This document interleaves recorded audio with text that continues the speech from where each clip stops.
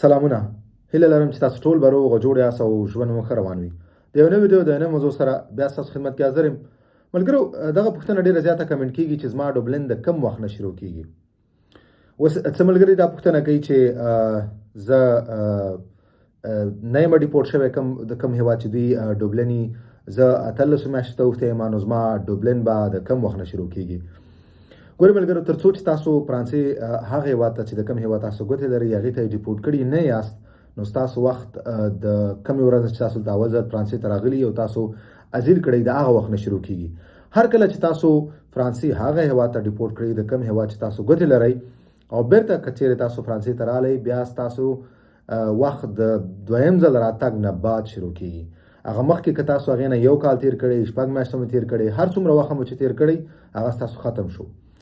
تاسو که چیرې بیرته د هغه هېواد دلته راغلی فرانسې ته په دویم ځلي باندې، نو تاسو بیا ستاسو وخت دوباره د هغې نه شروع کېږي.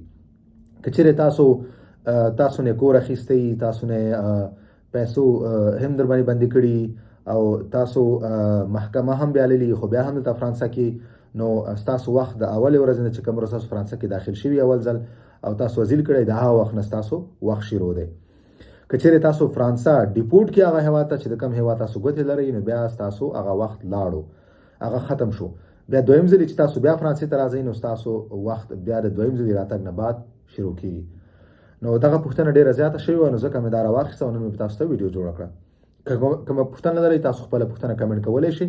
انشاءالله زه به ستاسو پوښتنې تاسو ته خامخا جواب درکوم. ویډیو هم دومره وه، په مخه مو ښه.